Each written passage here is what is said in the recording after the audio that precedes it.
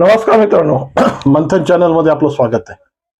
ज्ञानशील एकता ये मंत्र गुंजता रहा या पद्धतीच्या मंत्रांना घेऊन ज्या पद्धतीने अखिल भारतीय विद्यार्थी परिषद ही शैक्षणिक क्षेत्रात काम करते. अखिल भारतीय विद्यार्थी परिषद म्हणजे सामाजिक परिप्रेक्षामध्ये एक विद्यार्थी घडवण्याचं एक कार्यशाळा आहे. ही कार्यशाळा असंख्य प्रकारच्या प्रयोगाने सामाजिक परिस्थिती ही सुधारण्याचा प्रयत्न करते. प्रत्येक क्षेत्रात ते शिक्षण क्षेत्र असो, क्रीडा क्षेत्र असो, संशोधन क्षेत्र असो किंवा कृषी क्षेत्र असो, प्रत्येक भारताच्या जितक्या क्षेत्राशी भारताचा विकासाचा आलेख जोडला जातो त्या प्रत्येक आलेखांमध्ये आपली फुलं वाहण्याचं काम ही संघटना करते.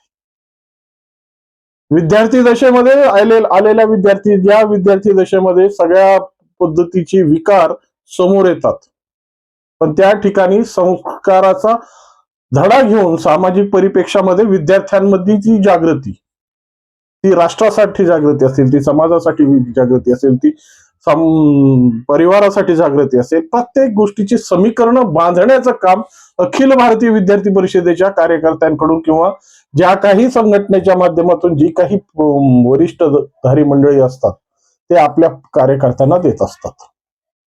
आणि त्याचंच फलित आहे की जे सामाजिक परिप्रेक्षामध्ये विद्यार्थी परिषद म्हणून घडले, ते घडलेले कार्यकर्ते सामाजिक परिप्रेक्षामध्ये अशा पद्धतीने आपल्या छटा पसरतात की त्या छट्यांमुळे ते स्वतः एक वेगळे दिसू लागतात.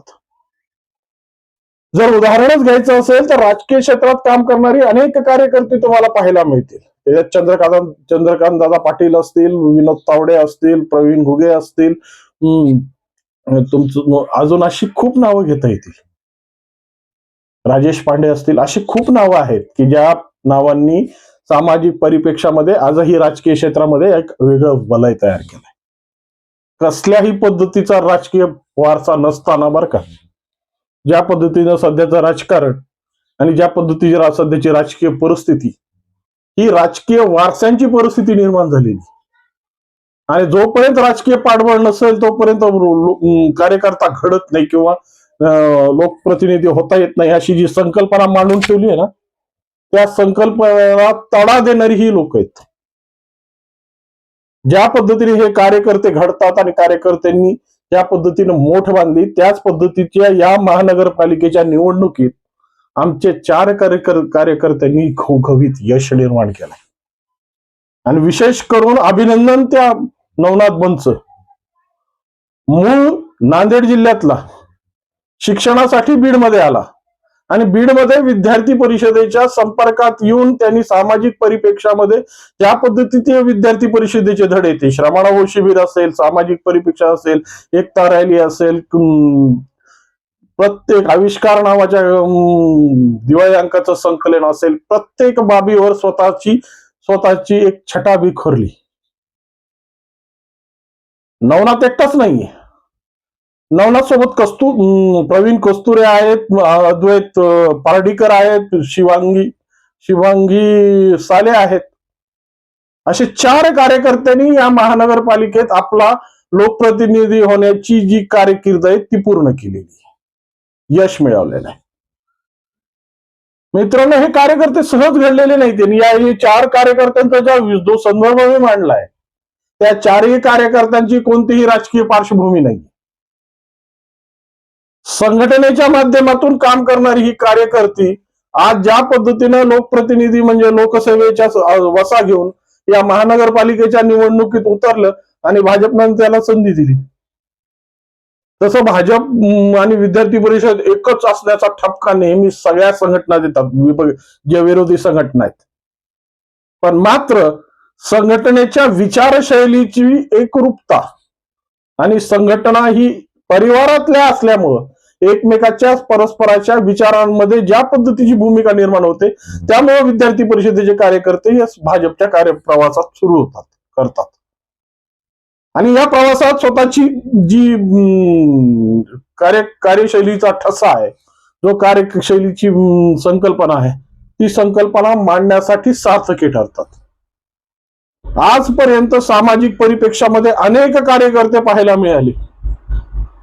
खऱ्या अर्थानं गोपीनाथराव मुंडेंचं आणि प्रमोदजींचं नाव घेणं मी विसरलो, पण हे दोन्ही कार्यकर्ते विद्यार्थी परिषदेच्या मुशीतून निर्माण झालेले कार्यकर्ते. यांनाही कसल्याही पद्धतीचा राजकीय वारसा नव्हता, कसल्याही पद्धतीची भूमिका नव्हती, तरी यांनी सामाजिक पटलावर, राष्ट्रीय पटलावर किंवा आपल्या आपल्या पद्धतीने ज्या संघटनिक पटलावर ज्या पद्धतीचे ठसे उमटवले, त्या पद्धतीचे ठसे आजपर्यंत कुणाला उमटवता आलेले नाहीये. खऱ्या अर्थानं नवनाथ बन, प्रवीण कस्तुरे, अद्वैत पार्डीकर आणि शिवांगी साले या 4 कार्यकर्त्यांच्या संदर्भात बोलण्यासाठी आज मी तुमच्या समोर आलो. या 4 कार्यकर्त्यांनी ज्या पद्धतीच्या संघटनात्मक भूमिका घेऊन सामाजिक परिप्रेक्षामध्ये विद्यार्थी दशेतच असताना या छोट्या समीकरणातून, मग एखादं आंदोलन असेल, मी आत्ताच म्हणलं की नवनाथनं ज्या पद्धतीनं बीडमध्ये आम्ही सुरू केलेला आविष्कार नावाचं जे वार्षिक अंक होता, त्या संदर्भात ज्या पद्धतीच्या भूमिका घेतल्या आणि खऱ्या नवनाथची जी पत्रकारिता आहे त्या विद्यार्थी परिषदेच्या भूमिकेतूनच साकारण्यात आली.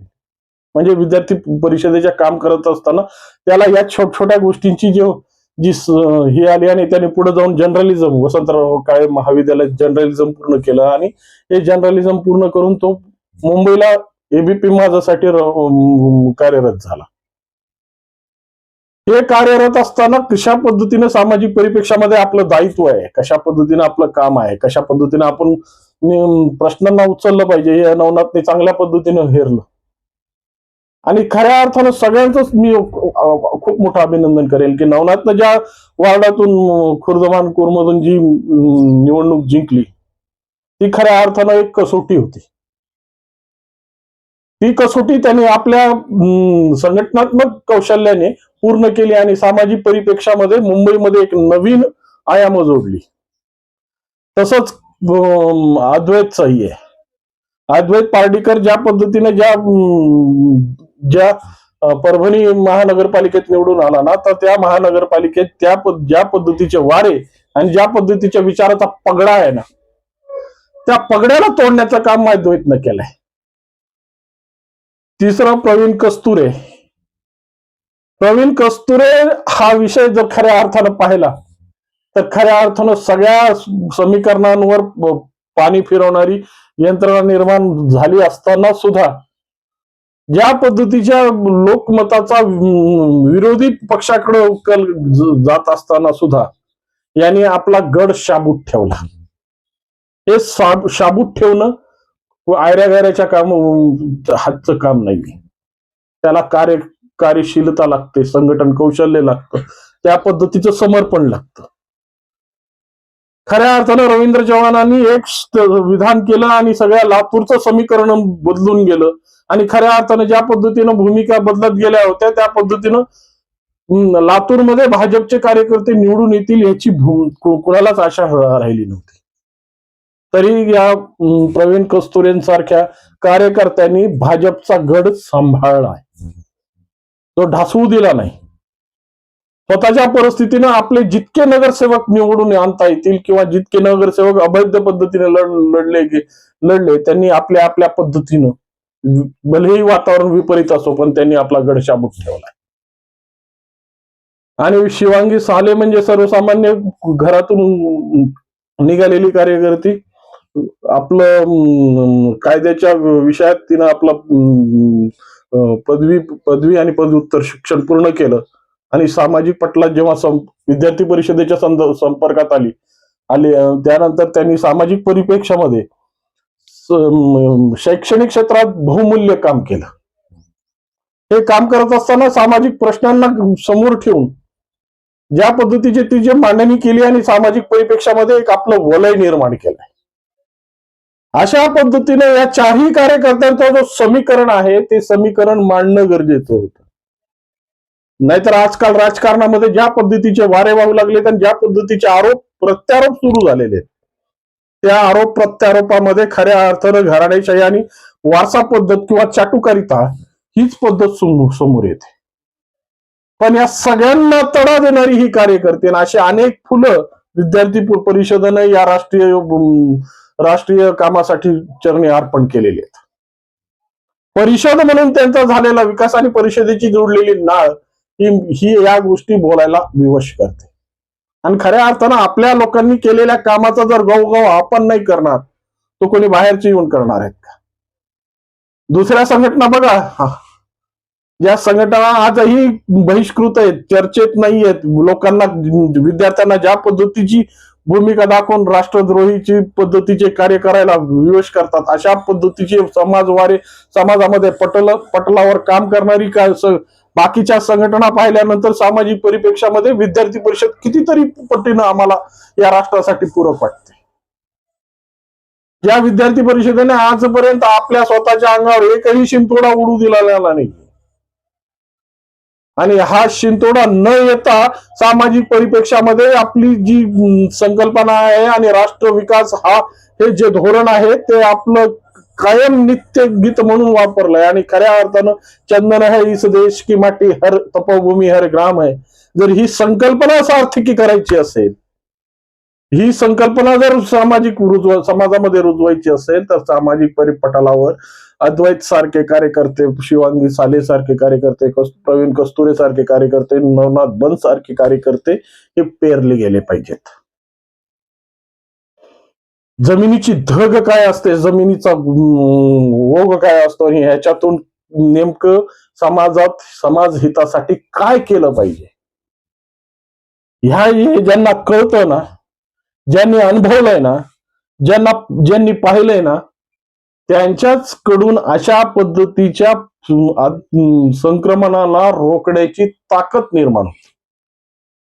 आणि विद्यार्थी हा निरागस असतो, निष्पृह असतो, पाहिजे त्या परिस्थितीत घडतो. मग तुम्ही त्याला रस्ता जो दाखवता, एक रस्ता आहे जो राष्ट्र निर्माणाचा आहे आणि एक आहे तो संघटना निर्माणाचा आहे.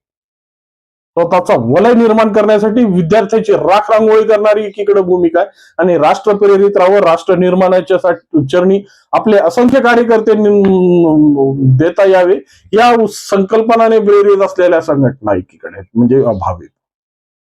त्यामुळे बाकीच्या बद्दल बोलायचं नाही, कारण की बाकींच्या नासक्या विषयांना घेऊन माझ्या चांगल्या कार्यकर्त्यांचे जे मनोबल वाढवण्यासाठी हा व्हिडिओ करतोय, त्यासाठी या चारही कार्यकर्त्यांना आगामी ज्या पद्धतीने त्यांच्यावर लोकांनी विश्वास टाकून त्यांना लोकप्रतिनिधी केलाय, त्यांना सामाजिक परिप्रेक्षामध्ये आपला वेगळा ठसा निर्माण करण्यासाठी मिळालेली संधी ते राष्ट्राच्या भवितव्यासाठी, राष्ट्र निर्माणासाठी आणि समाज कल्याणासाठी पूरक ठरो हीच अपेक्षा. नमस्कार.